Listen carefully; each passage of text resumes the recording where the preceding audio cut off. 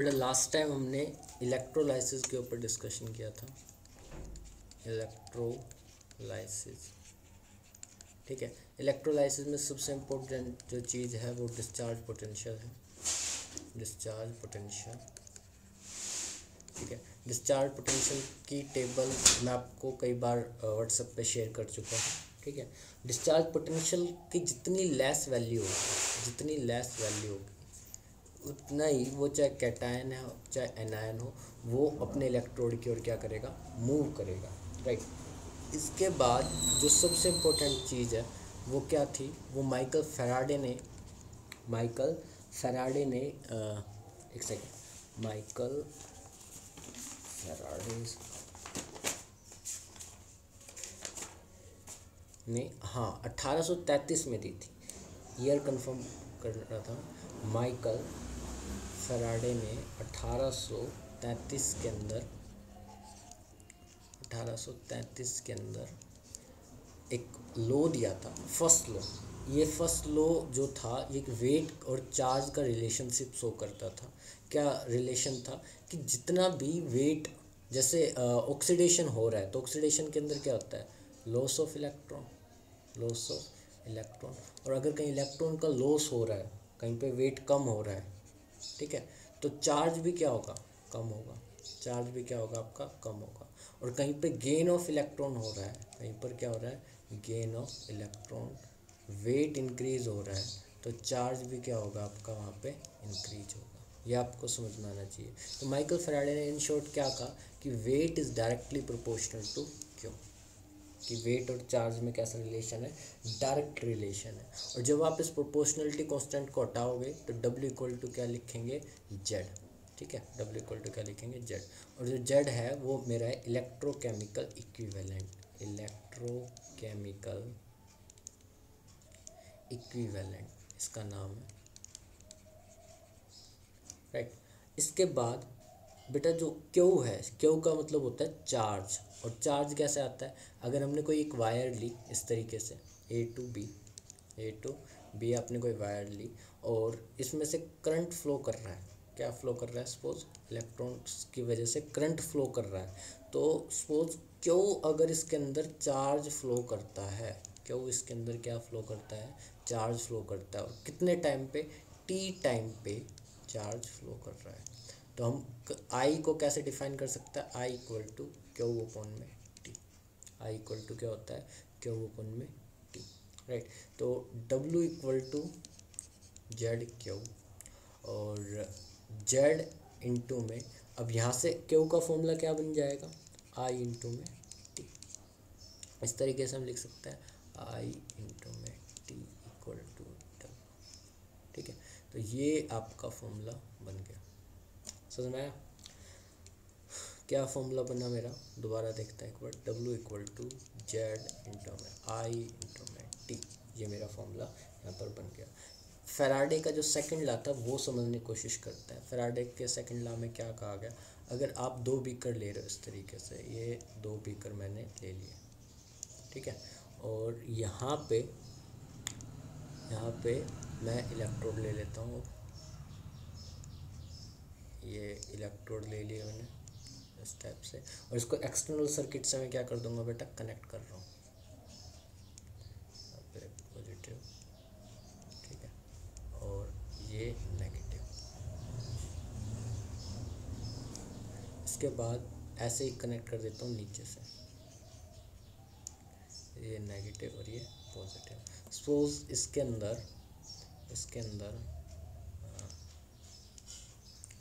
W1 को मैंने substance fill किया, कौन सा सब्सटेंस फिल किया, W1। और इसके अंदर मैंने फिल किया W2, इसके अंदर मैंने फिल किया कोई W2, राइट। तो इस माइकल फैराडे ने कहा अगर आप दो अलग अलग वेट के बीकर ले रहे हो, मतलब कि दो अलग अलग केमिकल इसके अंदर ले रहे हो, इसके अंदर तो मैंने क्या लिया था W1 और इसके अंदर मैंने क्या लिया था W2। तो अगर सेम चार्ज आप पास करा रहे हो, क्या पास करा रहे हो, सेम चार्ज, तो इसका जो फॉर्मूला बनेगा वेट को मेज़र करने का वो क्या बनेगा, W1 अपॉन में equivalent weight equal to W2 upon में equivalent weight equal to Q upon में एफ। ठीक है, एफ की वैल्यू यहाँ पे 96,500 आएगी। कितनी आएगी? 96,500। इक्वलेंट वेट निकालने का फॉर्मूला क्या होता है बेटा, ये आपको पता होना चाहिए। इक्वलेंट वेट निकालने का फॉर्मूला होता है, सबसे इंपॉर्टेंट चीज़ है इस फॉर्मूले के अंदर कि अगर आपको इक्वलेंट वेट निकालना आता है, आप क्वेश्चन में 1 सेकंड नहीं लगाओगे, तो मोलिकुलर वेट किसी का भी चाहे मतलब मोलिक्यूल है तो एटम होगा तो एटॉमिक वेट ऑफ कोर्स। तो यहाँ पे अगर वो एसिड है तो हम क्या देखेंगे उसमें? H positive, right. अगर वो क्या है, वो है आपका बेस, तो हम क्या देखेंगे उसके अंदर? हम देखेंगे उसके अंदर OH नेगेटिव। और अगर वो क्या है, वो है आपका रिडोक्स रिएक्शन, मतलब उसमें इलेक्ट्रॉन लेने या देने की बातें हो रही है, क्या तो इलेक्ट्रॉन लूज़ हो रहा है, इलेक्ट्रॉन गेन हो रहा है, तो वहाँ पर क्या देखेंगे? Number of electron. जैसे मैं एग्जांपल के रूप में H2SO4 का इक्विवेलेंट वेट अगर निकालना चाहूँ तो H2SO4 का वेट होता है 98 मोलिकुलर वेट। कौन सा वेट है इसका? Molecular weight. और इसका इक्विवेलेंट वेट अगर मैं निकालूँ तो क्या आएगा? 98 डिवाइडेड बाय 2, क्योंकि H2SO4 में कितने H आयन होते हैं? 2 H आयन यहाँ पर होते हैं। तो कितना आ जाएगा आपका? यह आ जाएगा 49। ठीक है, तो इसका मोलिकुलर वेट 98 और इक्विवेलेंट वेट 49। अभी क्वेश्चन कर लेते हैं इससे रिलेटेड कि अगर एक मोल एल्युमिनियम कन्वर्ट हो रहा है Al पॉजिटिव 3 में, तो चार्ज अगर आपसे पूछ रखा है, क्यों की वैल्यू आपसे पूछ रखी है, तो ये क्वेश्चन हम करते हैं एक बार। ठीक है, तो इसके अंदर 1 सेकेंड कलर चेंज कर लेता हूँ। हाँ, तो इसके अंदर हम क्या करेंगे, आपको पता है इसके अंदर, हाँ अब ठीक है, इसके अंदर क्या होगा? W equal to equivalent weight upon में Q अपॉन में F, ये फॉर्मूला है। ठीक है, हमें निकालना क्या है? Q, हमें निकालना क्या है? Q। F की वैल्यू हमें पता है 96,500। ठीक है, इक्वलेंट वेट का फॉर्मूला क्या होता है बच्चों? इक्वलेंट वेट का फॉर्मूला होता है मोलिकुलर वेट, और मैंने अभी आपको बताया था H पॉजिटिव एसिड है तो OH नेगेटिव बेस है तो नंबर ऑफ इलेक्ट्रॉन। इस क्वेश्चन को करते हैं। तो क्वेश्चन क्या पूछ रहा है? 1 मोल। ठीक है, एल्युमिनियम कितने इलेक्ट्रॉन लूज कर रहा है? 3 इलेक्ट्रॉन लूज कर रहा है। ठीक है ना, तो W मोलिकुलर वेट, और ये एटम है तो एटॉमिक वेट ले लेना।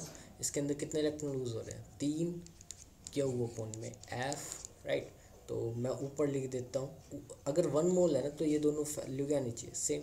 27 डिवाइडेड बाय 27 डिवाइडेड बाय 3 को 27 से डिवाइड करो तो क्या जाएगा? 9। ठीक है, तो हम इन शॉर्ट ऐसे लिख सकते हैं 27/9 इक्वल टू Q अपॉन में F। ठीक है, इस तरीके से आप इस चीज़ को लिख सकते हो। और आपको अच्छे से पता है कि जब आप इसको सोल्व करोगे तो यहाँ पर क्या आ जाएगा? W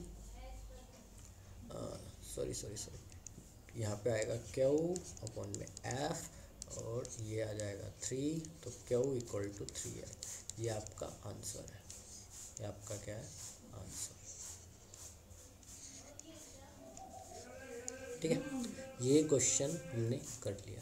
ये फैराडे का फर्स्ट लॉ था, और मतलब कहने का मतलब सेकंड जो आपका लॉ है उसके फॉर्मूले को यूज करते हुए हमने ये क्वेश्चन करा है। अब बच्चों बात करते हैं एक और इम्पोर्टेंट फॉर्मूला की।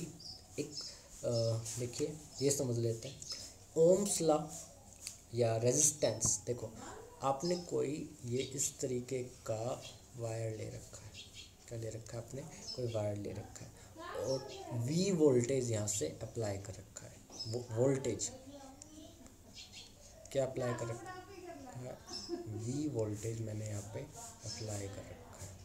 ठीक है, और I करंट यहाँ से क्या कर रहा है बच्चों? फ्लो कर रहा है इस तरीके से।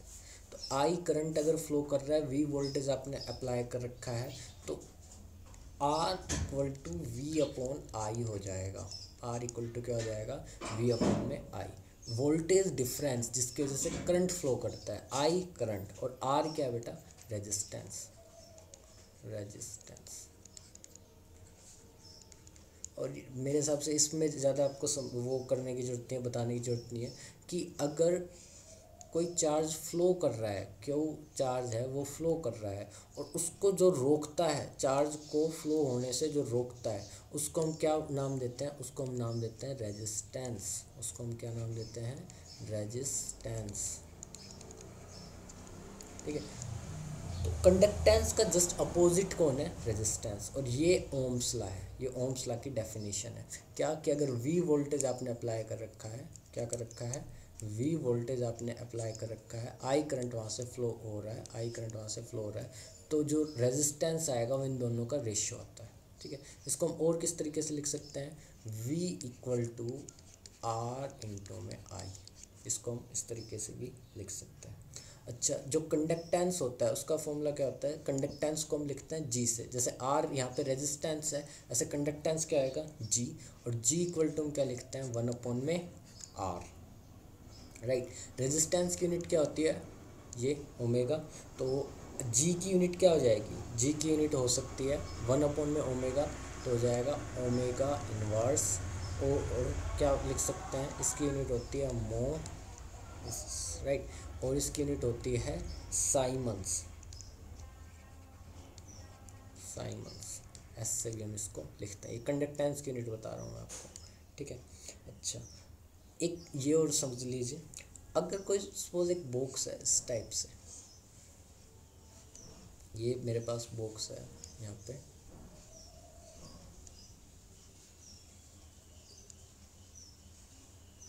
ठीक है, और इसके जो लेंथ है वो बराबर है, इसकी 1 सेंटीमीटर है, इसकी भी 1 सेंटीमीटर है, और इसको हमने क्या कर दिया?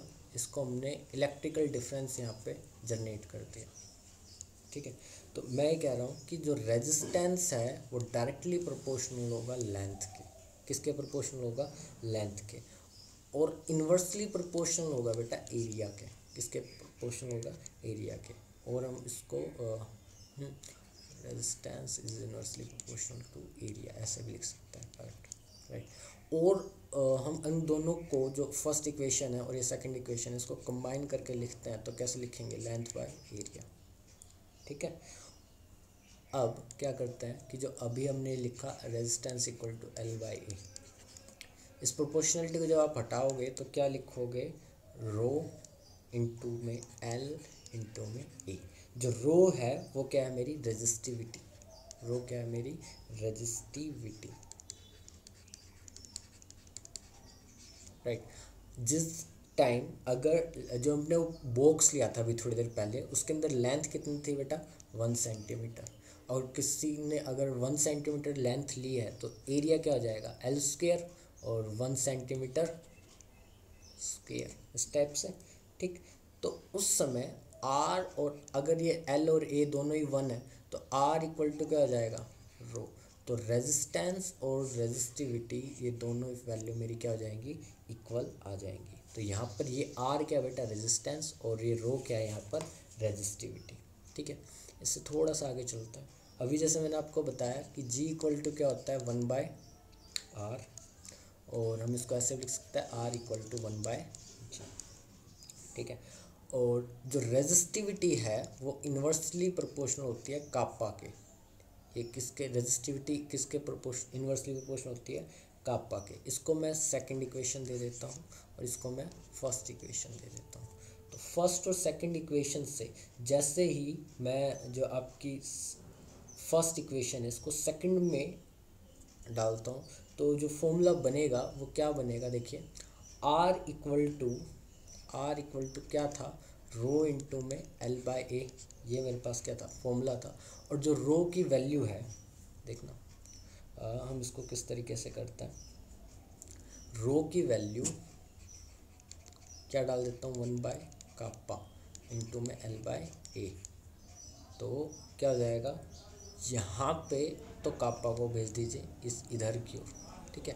और ये किधर की ओर आ जाएगा? आर आ जाएगा आपका नीचे 1 बाय आर इंटू में एल बाय ए। आगे चलते हैं एक बार। कापा इक्वल टू क्या आ गया मेरा? कापा इक्वल टू आ गया 1 बाय आर इंटू में एल बाय ए। तो जो 1 बाय आर है इसको हम क्या लिख सकते थे? इसको लिख सकते थे जी इंटू में एल बाय ए।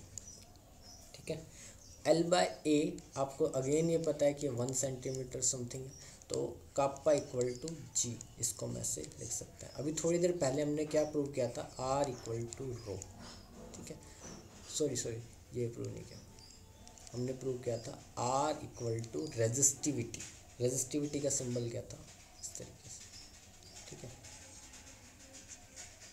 तो आप दोनों फॉर्मूले को एक बार चेक कर लीजिए, दोनों आपको पता होना चाहिए इनके बारे में कि रेजिस्टिविटी और कंडक्टिविटी में डिफरेंस क्या है। देखिए, जी है कंडक्टेंस, जी क्या है यहाँ पे कंडक्टेंस, और कापा है कंडक्टिविटी, आर है रेजिस्टेंस और रो है मेरी रेजिस्टिविटी। ये आपको अच्छे से समझ में आना चाहिए। आज के इतना सफिशेंट है, इसके आगे का वीडियो हम कल इसके बारे में डिस्कशन करेंगे। Thank you.